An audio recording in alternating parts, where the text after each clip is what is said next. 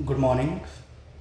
ये हमारा हिंदी माध्यम और बीपीएससी किस तरीके से हिंदी माध्यम के बच्चों के लिए जो एस्पिरेंट हैं उनके लिए बीपीएससी एक वरदान है। चलिए आइए इस बात को साधारण भाषा में समझते हैं। इसको समझने के लिए आपको एक चीज़ पर को एविडेंस के रूप में देखना पड़ेगा। वो एविडेंस के रूप में क्या देखना है? तो जितने भी हिंदी भाषी एरिया हैं, तो स्पेशली बिहार हो, उत्तर प्रदेश हो, उत्तराखंड हो, राजस्थान हो, ये जितने भी नॉर्थ इंडिया के स्टेट्स हैं, आपको एक चीज़ देखने को मिलेगा कि जो आम जनभाषा है वो हिंदी है, बोली बदलती जाती है। अवेलेबिलिटी ऑफ रिसोर्सेज भी है, रिसोर्स भी अवेलेबल है। अब आती है बात कि किस तरीके से इसे वरदान के रूप में देखा जाए या हकीकत में है। तो अगर आप इस आर्ग्यूमेंट को लॉजिकली देखिएगा दो एंगल से, एक नेचर ऑफ द जॉब, एक हो गया नेचर ऑफ द जॉब से, और दूसरा हो गया availability of resources.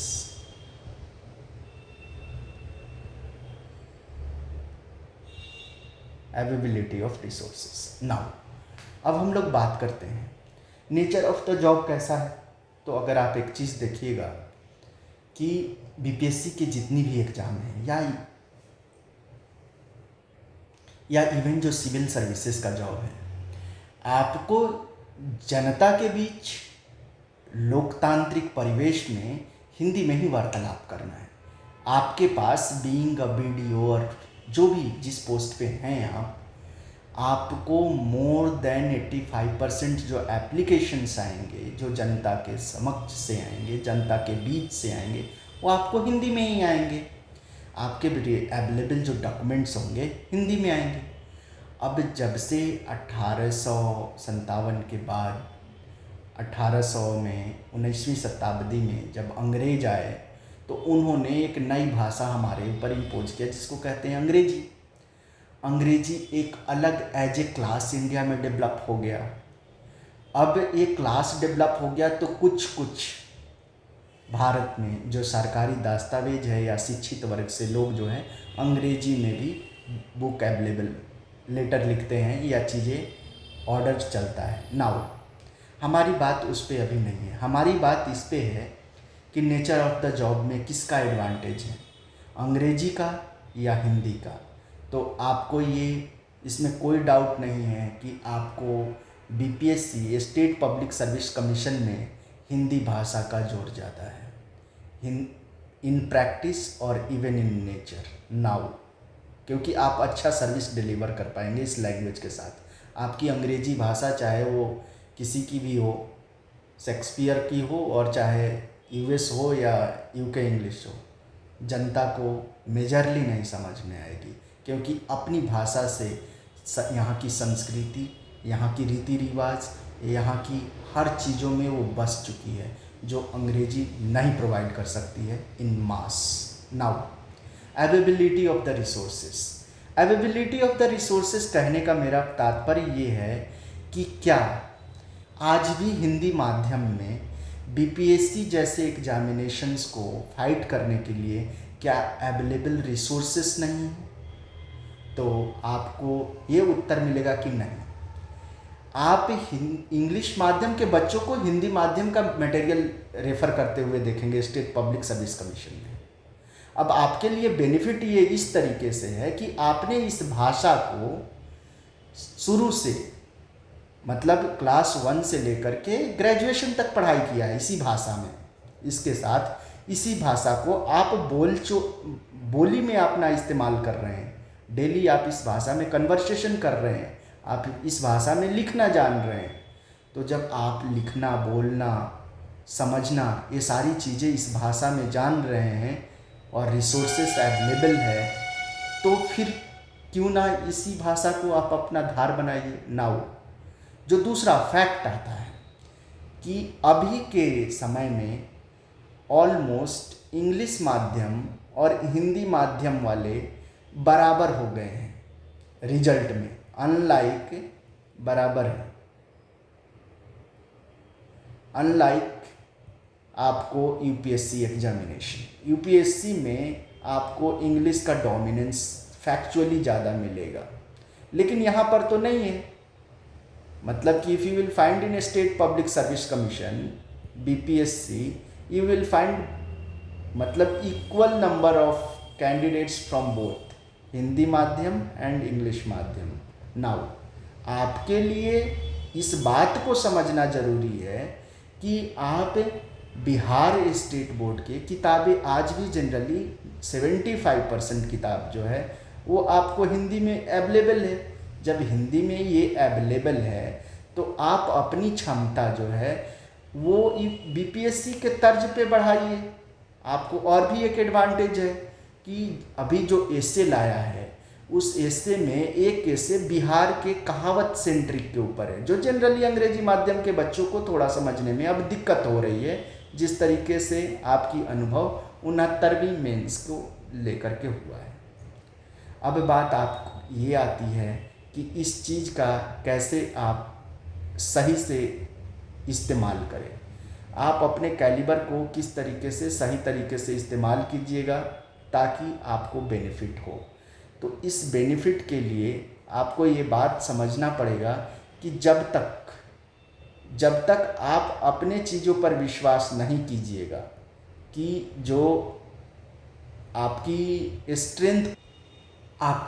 Strength point है उस पर बिलीफ नहीं कीजिएगा, उस प्रोसेस पर विश्वास नहीं कीजिएगा, how could you make the result. और आपको इस प्रोसेस में बिलीव करना चाहिए। इस प्रोसेस में कहने का मतलब ये है मेरा कि जो बीपीएससी जैसा एग्जामिनेशन है इसमें आपको फैक्चुअल नॉलेज ये कहाँ से लेना है, एससीईआरटी के बुक से। उसके बाद कंसेप्चुअल नॉलेज, मैं अगेन आपको कहा हूँ कि देखिए कंसेप्चुअल नॉलेज में अगर एससीईआरटी पढ़िएगा तो आपको राज्य विशेष की कंसेप्ट और उसके बाद नेशनल लेवल पर भी जो इम्पॉर्टेंट है वो दोनों आप कवर करते जाइएगा। इंटरव्यू के लिए आप डेली इसी भाषा में प्रयोग कर रहे हैं, आप समझिए इस बात को। मतलब प्रतिदिन आप इस भाषा को इस्तेमाल कर रहे हैं रोज़ाना तौर पे। आप अपने शब्दों को, आप अपने भाषा को एक साक्षात्कार की प्रवृत्ति में बदलिए, मेंस के प्रवृत्ति में बदलिए। आप क्यों नहीं इस प्रोसेस में जीते हैं? ये आपकी कमी है। और इसके लिए मैं आपको एक चीज़ कहना चाहूँगा कि कल डैट मीन 10 जुलाई को बिहार सरकार ने एक प्रोग्राम रखा था जिसमें धीर झिंगरम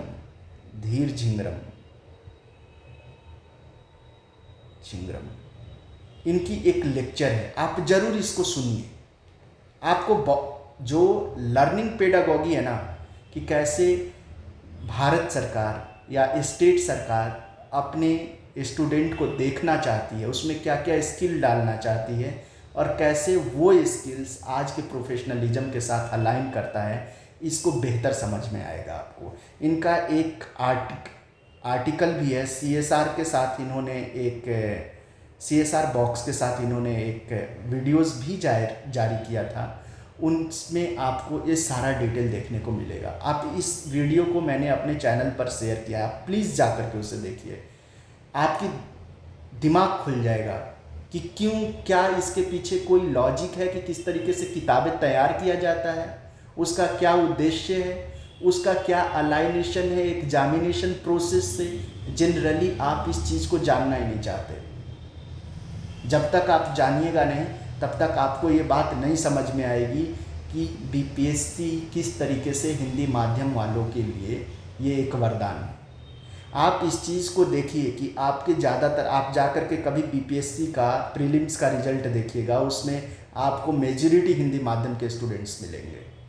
व्हाट दिस इंडिकेट्स, वो मेंस में पिछड़ते नज़र आते हैं। क्यों? इसके पीछे कारण है क्योंकि वो अपना ओरिएंटेशन जो है ब्रेन का उस भाषा के माध्यम से और जो डिमांड ऑफ द एग्ज़ाम है उसके हिसाब से वो नहीं कर रहे हैं, मैच नहीं कर रहे हैं। एक छोटा सा उदाहरण दे रहा हूँ। आप जा कर के ग्रेजुएशन जो बीपीएससी की तैयारी कर रहे हैं उनसे अगर आप कहिएगा कि ये टॉपिक है, इस फलाना टॉपिक पे आप 500 वर्ड्स में एक ऐसे लिखिए या आप एक तार्किक उत्तर दीजिए, they will not be in the position to write. वो लिखना नहीं चाहते हैं। तो एक चीज़ बताइए, जब आप लिखना नहीं चाहते हैं, जब आप बोलना नहीं चाहते हैं, तो कहीं ना कहीं अंग्रेजी माध्यम में ये चीज़ आपको देखने को मिलेगा कि ये डिफरेंसेस क्यों हैं हिंदी और अंग्रेजी माध्यम में। इसके पीछे कारण है।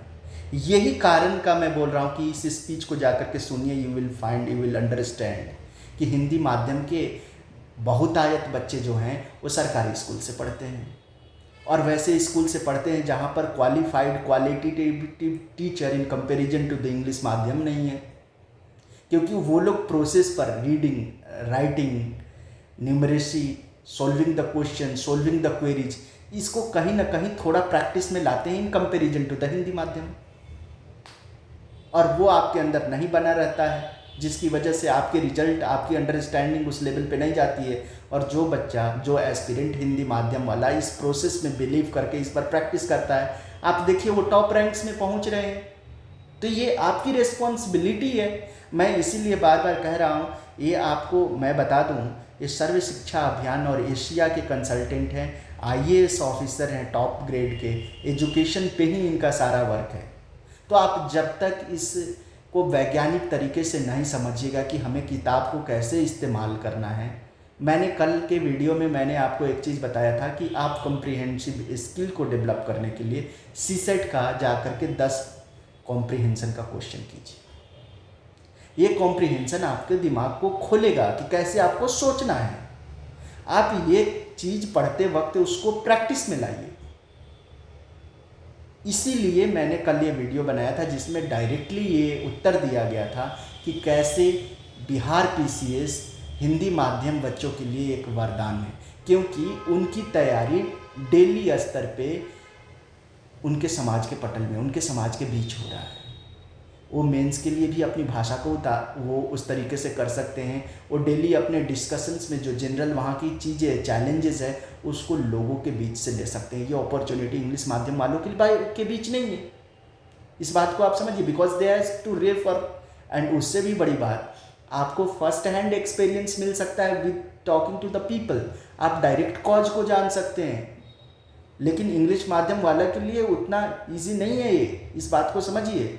आपको मेंस में इम्पोर्टेंस है इसका, इंटरव्यू में इम्पोर्टेंस है इसका। मैं इस बात पर इसलिए जोर दे रहा हूँ कि जब आप बीपीएससी के क्वेश्चंस को देखिएगा तो वो बिहार सेंट्रिक रखता है, डैट मीन्स रीजन सेंट्रिक रखता है। मेंस के आप जीएस पेपर 2 में जाइए, एसए में जाइए, तो आप वहाँ के लोगों से, वहाँ की भाषा से, वहाँ की बोली से, वहाँ की समस्याओं से डायरेक्ट रूबरू हैं। फॉर एन एग्जाम्पल, छोटा सा एग्जाम्पल दे रहा हूँ कि जो बिहार में रह करके क्षेत्रीय भाषा में तैयारी कर रहा है, तो वो क्षेत्रीय भाषा में अगर उनसे ये पूछिएगा कि क्या कारण है कि बिहार में पुल सबसे ज़्यादा गिर रहे हैं और वो झेल नहीं पा रहा है, बिहार के लोगों की सिविक्स अवेयरनेस कैसी है, बिहार के उन जो ब्यूरोक्रेट्स जो रिसेंटली ज्वाइन किए या पहले से ज्वाइन कर रहे हैं उनकी माइंडसेट कैसी है, जिसकी वजह से ये इतनी बड़ी चीज़ भी मतलब आपको इसकी कोई संवेदनशीलता नहीं दिखती है।